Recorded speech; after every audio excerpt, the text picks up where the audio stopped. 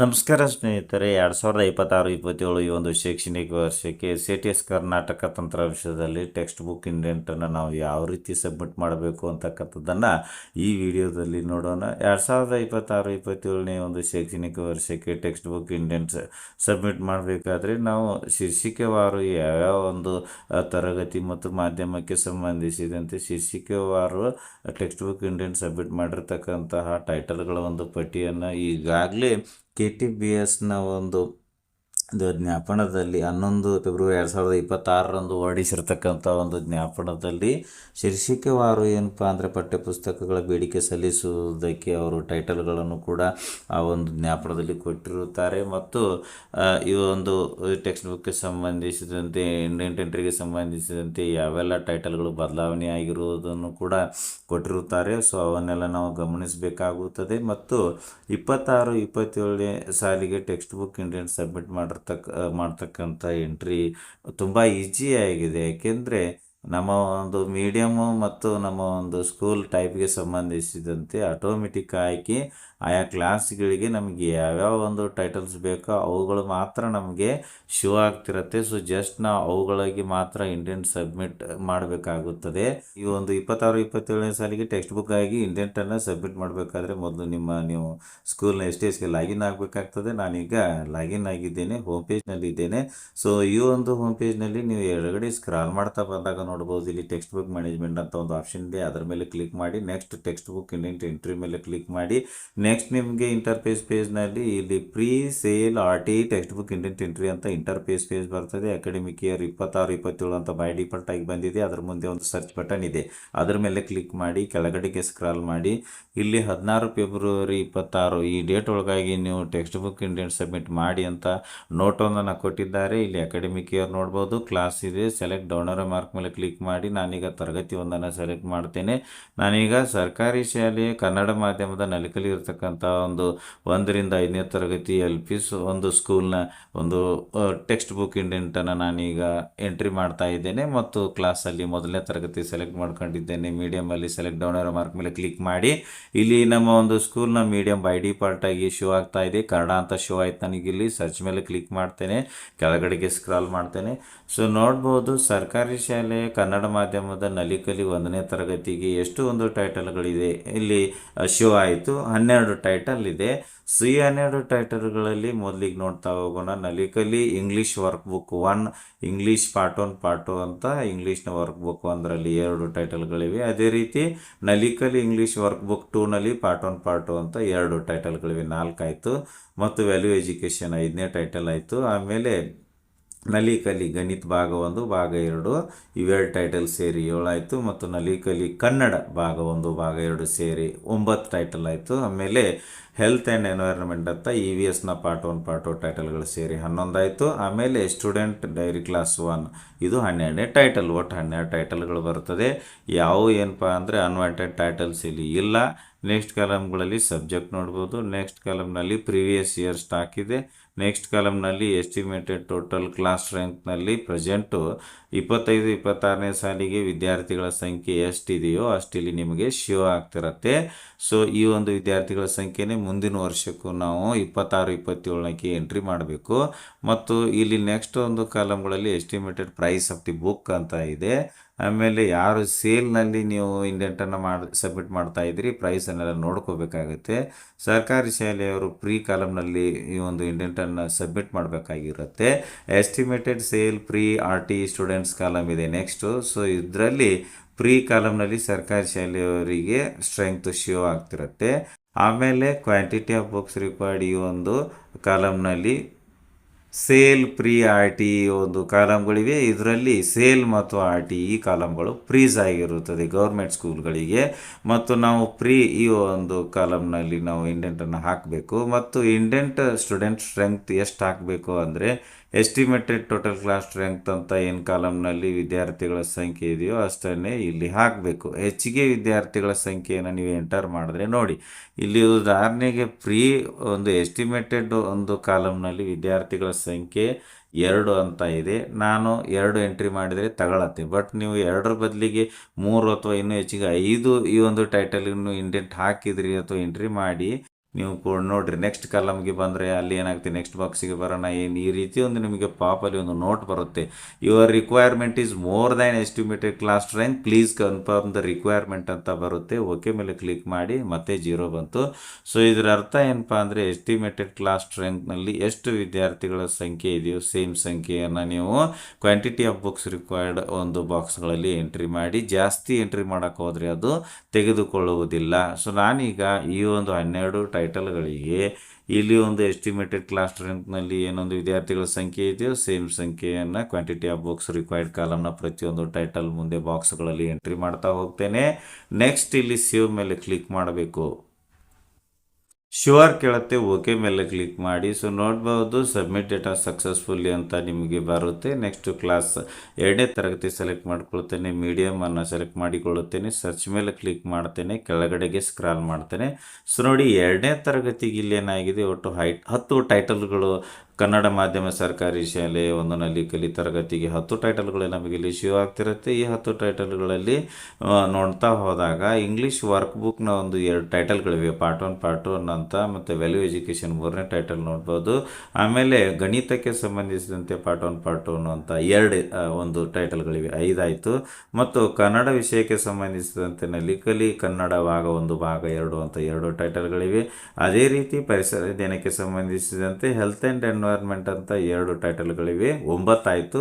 ಲಾಸ್ಟಲ್ಲಿ student dairy class 2 ಅಂತ 10ನೇ title ನೋಡ್ಬೋದು. ಈ 10 ಟೈಟಲ್ಗಳಿಗೆ ನಾವು ಏನು ಮಾಡಬೇಕು, ಈ ಒಂದು ಕ್ವಾಂಟಿಟಿ ಆಫ್ ಬುಕ್ಸ್ ರಿಕ್ವೈರ್ಡ್ನಲ್ಲಿ ಈ ಒಂದು ಎಸ್ಟಿಮೇಟೆಡ್ ಕ್ಲಾಸ್ ಸ್ಟ್ರೆಂಗ್ತ್ನಲ್ಲಿ ಎಷ್ಟು ಒಂದು ಸ್ಟ್ರೆಂಗ್ತ್ ಶೋ ಆಗ್ತಿರುತ್ತೆ ಸೇಮ್ ಒಂದು ಸಂಖ್ಯೆಯನ್ನು ಕ್ವಾಂಟಿಟಿ ಆಫ್ ಬುಕ್ಸ್ ರಿಕ್ವೈರ್ಡ್ನ ಒಂದು ಆಯಾ ಟೈಟಲ್ಗಳ ಮುಂದೆ ವೈಟ್ ಬಾಕ್ಸ್ನಲ್ಲಿ ನಾವು ಎಂಟ್ರಿ ಮಾಡಬೇಕು. ಮತ್ತು ಇಲ್ಲಿ ಎಸ್ಟಿಮೇಟೆಡ್ ಕ್ಲಾಸ್ ಸ್ಟ್ರೆಂಗ್ತ್ನಲ್ಲಿ ಪ್ರೆಸೆಂಟ್ 1ನೇ ತರಗತಿಗೆ ಎಷ್ಟು ವಿದ್ಯಾರ್ಥಿಗಳ ಸಂಖ್ಯೆ ಇದೆಯೋ ಅಷ್ಟು ಇಲ್ಲಿ ಶೋ ಆಗ್ತಿರುತ್ತೆ. ಅಂದರೆ 25-26ರಲ್ಲಿ 1ನೇ ತರಗತಿಯಲ್ಲಿದ್ದಂತಹ ವಿದ್ಯಾರ್ಥಿಗಳು 26-27ಕ್ಕೆ 2ನೇ ತರಗತಿಗೆ ಪ್ರಮೋಟ್ ಆಗ್ತಾರೆ. ಸೊ ಅದೇ ಒಂದು ಸಂಖ್ಯೆಯನ್ನು ನಾವು ಮುಂದಿನ ವರ್ಷದ ಒಂದು ಕ್ವಾಂಟಿಟಿ ಆಫ್ ಬುಕ್ಸ್ ರಿಕ್ವೈರ್ಡ್ ಕಾಲಮ್ನಲ್ಲಿ ಎಂಟ್ರಿ ಮಾಡಬೇಕು. ಸೇವ್ ಮೇಲೆ ಕ್ಲಿಕ್ ಮಾಡಬೇಕು.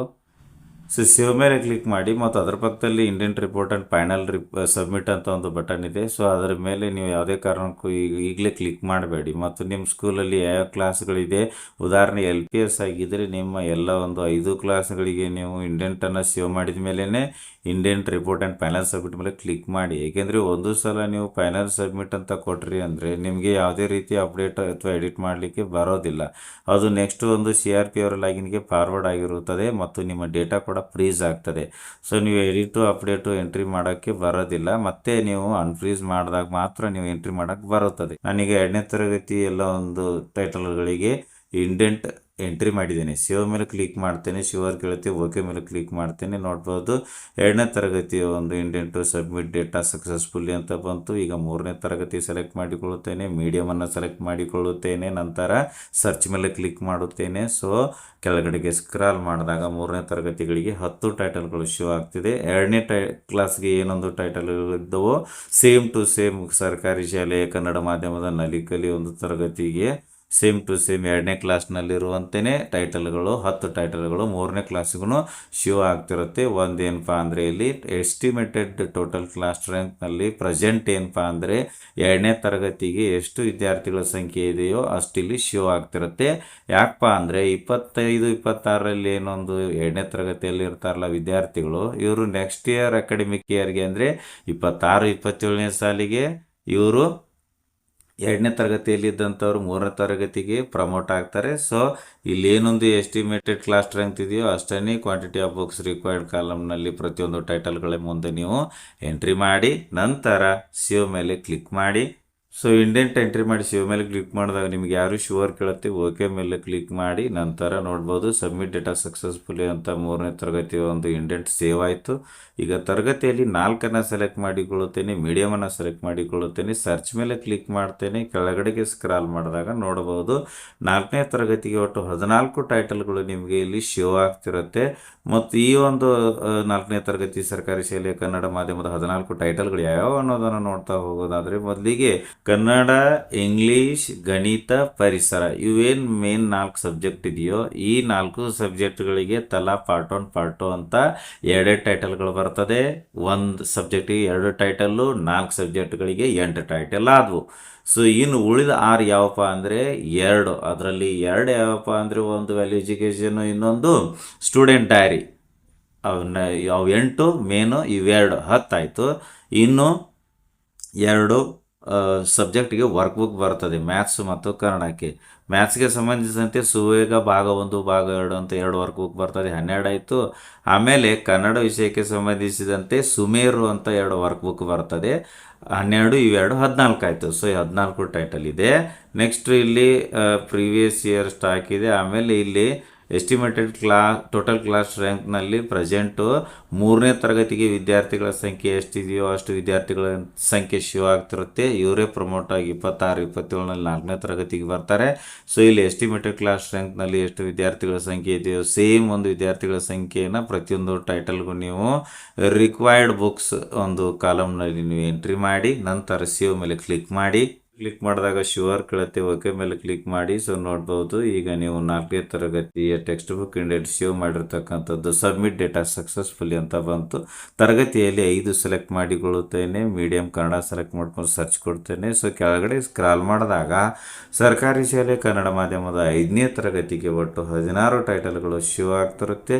ಸೊ 16 ಟೈಟಲ್ ಯಾವುದು ಅನ್ನೋದನ್ನು ನೋಡೋದಾದರೆ ಮೇನ್ 4 ಸಬ್ಜೆಕ್ಟ್ಗಳು ಏನು ಬರ್ತದೆ, ಕನ್ನಡ, ಇಂಗ್ಲೀಷ್, ಗಣಿತ, ಪರಿಸರ ಅಧ್ಯಯನ, ಇವುಗಳಿಗೆ ಏನಾಗುತ್ತೆ ಪ್ರತಿಯೊಂದು ಸಬ್ಜೆಕ್ಟಿಗೆ ಪಾರ್ಟ್ 1 ಪಾರ್ಟ್ 2 ಅಂತ 2 ಟೈಟಲ್ಸ್ ಬರ್ತದೆ. ಒಟ್ಟು 8 ಟೈಟಲ್ಸ್ ಆಯಿತು. ಇನ್ನು ಉಳಿದ 8 ಯಾವಪ್ಪ ಅಂದರೆ 2. ಅದರಲ್ಲಿ 2 ಯಾವಪ್ಪ ಅಂದರೆ ಒಂದು ಡೈರಿ, 5ನೇ ಕ್ಲಾಸ್ ಮಕ್ಕಳಿಗೆ ಡೈರಿ ಇದೆ, ಮತ್ತು ಇನ್ನೊಂದು ವ್ಯಾಲ್ಯೂ ಎಜುಕೇಷನ್ನು 10 ಆದವು. ಇನ್ನು 6 ಯಾವಪ್ಪ ಅಂದರೆ 3 ಸಬ್ಜೆಕ್ಟ್ಗಳಿಗೆ ವರ್ಕ್ ಬುಕ್ ಬರ್ತದೆ. ಕನ್ನಡಕ್ಕೆ ಸುಮೇರು ಅಂತ 2 ವರ್ಕ್ ಬುಕ್ ಬರ್ತದೆ, 12 ಆಯಿತು. ಆಮೇಲೆ ಗಣಿತಕ್ಕೆ ವರ್ಕ್ ಬುಕ್ ಯಾವುದು ಸುವೇಗ ಅಂತ 2 ವರ್ಕ್ ಬುಕ್ಗಳು ಬರ್ತದೆ, 14 ಆಯಿತು. ಮತ್ತು ಇಂಗ್ಲೀಷ್ಗೆ ರೇನ್ಬೋ ಅಂತ 2 ವರ್ಕ್ ಬುಕ್ ಬರ್ತದೆ, 16 ಆಯಿತು. ಸೊ 16 ಟೈಟಲ್ಸ್ ಇರ್ತದೆ. ಮತ್ತು ನೆಕ್ಸ್ಟ್ ಇಲ್ಲಿ ಕ್ಲಾಸ್ ಸ್ಟ್ರೆಂತ್ ಏನಿರುತ್ತದೆ, ಪ್ರೆಸೆಂಟು 4ನೇ ಕ್ಲಾಸ್ಗೆ ಎಷ್ಟು ವಿದ್ಯಾರ್ಥಿಗಳ ಸಂಖ್ಯೆ ಇದೆಯೋ ಅಷ್ಟು ಇಲ್ಲಿ ನಿಮಗೆ ಶೋ ಆಗ್ತಿರುತ್ತೆ. ಇವರು 4 ಇದ್ದವರು ನೆಕ್ಸ್ಟ್ ಇಯರ್ಗೆ 5ಕ್ಕೆ ಪ್ರಮೋಟ್ ಆಗ್ತಾರೆ. ಸೊ ಇಲ್ಲಿ ಏನೊಂದು ಎಸ್ಟಿಮೇಟೆಡ್ ಕ್ಲಾಸ್ ಸ್ಟ್ರೆಂತ್ ಇದೆಯೋ ಅಷ್ಟನ್ನೇ ಕ್ವಾಂಟಿಟಿ ಆಫ್ ಬುಕ್ಸ್ ರಿಕ್ವೈರ್ಡ್ ಕಾಲಮ್ನಲ್ಲಿ ವಿದ್ಯಾರ್ಥಿಗಳ ಒಂದು ಸೇಮ್ ಒಂದು ಸಂಖ್ಯೆಯನ್ನು ನೀವು ಎಂಟ್ರಿ ಮಾಡ್ತಾ ಹೋಗಿ, ನಂತರ ಸೇವ್ ಮೇಲೆ ಕ್ಲಿಕ್ ಮಾಡಿ. ಸೇವ್ ಮೇಲೆ ಕ್ಲಿಕ್ ಮಾಡಿದಾಗ ಶುವರ್ ಕೇಳುತ್ತೆ, ಓಕೆ ಮೇಲೆ ಕ್ಲಿಕ್ ಮಾಡಿ. ಸೊ ನೋಡ್ಬೋದು 5ನೇ ತರಗತಿಗೆ ನೀವು ಇಂಡೆಂಟ್ ಆಗಿರ್ತಕ್ಕಂಥದ್ದು ಸಬ್ಮಿಟ್ ಡೇಟಾ ಸಕ್ಸಸ್ಫುಲಿ ಅಂತ ಬರ್ತದೆ. ಸೊ ನಮ್ಮ LP ಶಾಲೆ ಆಗಿದ್ದರಿಂದ ಎಲ್ಲ ಕ್ಲಾಸ್ಗಳಿಗೆ ಎಂಟ್ರಿ 5ನೇ ಕ್ಲಾಸ್ವರೆಗೂ ಸೇವ್ ಮಾಡಿದ್ದೇನೆ. ಮತ್ತು ನೀವು ಕ್ಲಾಸ್ ವೈಸು ಸಬ್ಮಿಟ್ ಸೇವ್ ಮಾಡಿರ್ತಕ್ಕಂಥದ್ದನ್ನು ಚೆಕ್ ಮಾಡಿಕೊಳ್ಳಲು ಕ್ಲಾಸ್ ಮೀಡಿಯಮ್ ಸೆಲೆಕ್ಟ್ ಮಾಡ್ಕೊಂಡು ಸರ್ಚ್ ಮೇಲೆ ಕ್ಲಿಕ್ ಮಾಡಿದಾಗ ನಿಮಗೆ ನೀವು ಸೇವ್ ಮಾಡಿರ್ತಕ್ಕಂತಹ ಒಂದು ಇಂಡೆಂಟ್ ನಿಮಗೆ ಇಲ್ಲಿ ಶೋ ಆಗ್ತಿರುತ್ತೆ. ಅಪ್ಡೇಟ್ ಬಟನ್ ಇರ್ತದೆ, ಕ್ಲಿಕ್ ಮಾಡಿ ಅಪ್ಡೇಟ್ ಕೂಡ ಮಾಡ್ಕೋಬಹುದಾಗಿರುತ್ತದೆ. ಇದೇ ರೀತಿ ಎಲ್ಲ ಒಂದು ಕ್ಲಾಸ್ಗಳಿಗೆ ನೀವು ಸೇವ್ ಮಾಡಿರ್ತಕ್ಕಂಥದ್ದನ್ನು ಚೆಕ್ ಮಾಡ್ಕೊಳ್ಳಿ. ಸೊ ಎಲ್ಲ ತರಗತಿಗಳಿಗೆ ನೀವು ಇಂಡೆಂಟ್ ಸೇವ್ ಮಾಡಿರ್ತಕ್ಕಂಥದ್ದನ್ನು ಚೆಕ್ ಮಾಡಿಕೊಂಡ ಮೇಲೆ ಇಲ್ಲಿ ಲಾಸ್ಟಲ್ಲಿ indent report and final submit ಮೇಲೆ ನೀವು ಕ್ಲಿಕ್ಕನ್ನು ಮಾಡಿ. ಸೊ ನೆಕ್ಸ್ಟ್ ನಿಮಗೆ ಏನಾಗುತ್ತೆ, pre sale RT textbook indent entry report ಅಂತ ನಿಮಗೆ ರಿಪೋರ್ಟ್ನ ಒಂದು ಇಂಟರ್ಫೇಸ್ ಪೇಜ್ ಬರ್ತದೆ. ಕೆಳಗಡೆಗೆ ಸ್ಕ್ರಾಲ್ ಮಾಡ್ತಾ ಬನ್ನಿ. ಸೊ ನೋಡ್ಬೋದು 1 to 5 ಸರ್ಕಾರಿ ಶಾಲೆ ಕನ್ನಡ ಮಾಧ್ಯಮದ ನಲಿಕಲಿ ಇರತಕ್ಕಂಥ ಶಾಲೆಗಳಿಗೆ ಇಲ್ಲಿ ಒಟ್ಟು 62 ನಿಮಗೆ ಟೈಟಲ್ಗಳು ಬಂದಿರತಕ್ಕಂಥದ್ದನ್ನು ನೋಡಬಹುದು. ಇಲ್ಲಿ ನೋಡಿ, ಇದೆ ಲಾಸ್ಟಲ್ಲಿ ಸೀರಿಯಲ್ ನಂಬರ್ನಲ್ಲಿ 62 ಅಂತ ಇದೆ. ಸೊ ಇದು 62 ಟೈಟಲ್ಸ್ ಬಂದಂಗಾಯಿತು. ಇದರಲ್ಲಿ 62ರಲ್ಲಿ ನೋಡ್ಬೋದು 1ನೇ ತರಗತಿಗೆ 12, 2 3ನೇ ತರಗತಿಗಳಿಗೆ ತಲಾ 10, 4ನೇ ತರಗತಿಗೆ 14, 5ನೇ ತರಗತಿಗೆ 16, ಒಟ್ಟು 62 ಟೈಟಲ್ಸ್ಗಳು ಆಗ್ತದೆ. ಸೊ ಈ ಒಂದು ರಿಪೋರ್ಟಲ್ಲಿ ನೀವು ಕ್ಲಾಸ್ ವೈಸು ಮತ್ತು ಟೈಟಲ್ ವೈಸು ಎಲ್ಲ ಒಂದು ಟೈಟಲ್ಗಳಿಗೆ ನೀವು ಇಂಡೆಂಟ್ ಸೇವ್ ಮಾಡಿರ್ತಕ್ಕಂಥದ್ದನ್ನು ಕನ್ಫರ್ಮ್ ಮಾಡಿಕೊಳ್ಳಿ. ಸೊ ಇನ್ನೊಂದು ಏನಪ್ಪ ಅಂದರೆ ಇಲ್ಲಿ ಎಸ್ಟಿಮೇಟೆಡ್ ಕ್ಲಾಸ್ ಸ್ಟ್ರೆಂತ್ ಏನಿದೆಯೋ ಲಾಸ್ಟಲ್ಲಿ ಎಷ್ಟು ಅದರ ಒಂದು ನಂಬರ್ ಬಂದಿದೆಯೋ ಸೇಮ್ ನಂಬರ್ ಯಾವ ಒಂದು ಕಾಲಮ್ನಲ್ಲಿ ಬರಬೇಕು, quantity of books required indented ಇದರಲ್ಲಿ ಏನು ಮಾಡಬೇಕು, ಸೇಮ್ ಬರಬೇಕು. ಅಂದರೆ ಎಷ್ಟು ಸ್ಟ್ರೆಂತ್ ಇದೆಯೋ ಅಷ್ಟೇ ಸ್ಟ್ರೆಂತ್ಗೆ ನೀವು ಇಂಡೆಂಟ್ ಸೇವ್ ಮಾಡಿರೋದನ್ನೆಲ್ಲ ತೋರಿಸ್ತಿರುತ್ತೆ. ನೆಕ್ಸ್ಟ್ ಇಲ್ಲಿ ಫ್ರೀಸ್ ಡೇಟಾ ಮೇಲೆ ನಾನೀಗ ಕ್ಲಿಕ್ಕನ್ನು ಮಾಡ್ತೇನೆ. ಸೊ ಇಲ್ಲಿ please mention the text book indent quantity for class 6 ಅಂತ ತೋರಿಸುತ್ತೆ. ಅಂದರೆ ನಿಮ್ಮಲ್ಲಿ ಲಾಸ್ಟ್ ಕ್ಲಾಸ್ ಯಾವುದಿದೆಯೋ ಅದಕ್ಕೆ ಮುಂದಿನ ತರಗತಿ, ಉದಾಹರಣೆಗೆ LPS ಆಗಿದ್ದರೆ ನಿಮ್ಮಲ್ಲಿ 5ನೇ ತರಗತಿ ಕೊನೆಯ ತರಗತಿ ಆಗಿರುತ್ತದೆ. 6ನೇ ತರಗತಿಗೂ ನೀವು ಇಲ್ಲಿ ಏನು ಮಾಡಿ ಮೆನ್ಷನ್ ಮಾಡಿ ಅಂತ ಇರ್ತದೆ. ಓಕೆ ಮೇಲೆ ಕ್ಲಿಕ್ ಮಾಡಿ. ಶ್ಯೂರ್ ಕೇಳುತ್ತೆ. ಆ are you sure you want to freeze ಅಂತ ಕೇಳುತ್ತದೆ. ಓಕೆ ಮೇಲೆ ಕ್ಲಿಕ್ ಮಾಡಿ. ಸೊ ನೋಡಬಹುದು ಡೇಟಾ ಸಕ್ಸಸ್ಫುಲಿ ಫ್ರೀಸ್ಡ್ ಅಂತ ನಿಮಗೆ ಗ್ರೀನ್ ಕಲರ್ನಲ್ಲಿ ಬರುತ್ತದೆ. ಕೆಳಗಡೆಗೆ ಸ್ಕ್ರಾಲ್ ಮಾಡಿ ರಿಪೋರ್ಟ್ ಬಟನ್ ಇರ್ತದೆ, ಕ್ಲಿಕ್ ಮಾಡಿ. ಸೊ ಈ ಒಂದು ಟೆಕ್ಸ್ಟ್ ಬುಕ್ ಇಂಡೆಂಟ್ ನೀವು ಎಂಟ್ರಿ ಮಾಡಿರ್ತಕ್ಕಂಥ ರಿಪೋರ್ಟ್ ಈಗ PDF ರೂಪದಲ್ಲಿ ಸೇವ್ ಆಗುತ್ತದೆ. ಇದನ್ನು ನೀವು 2 ಕಾಪಿ ಪ್ರಿಂಟೌಟ್ ತಗೊಳ್ಳಿ, ಒಂದು ಸ್ಕೂಲ್ನಲ್ಲಿಡಿ, ಒಂದು CRP ಅವರಿಗೆ ಕೊಡಿ.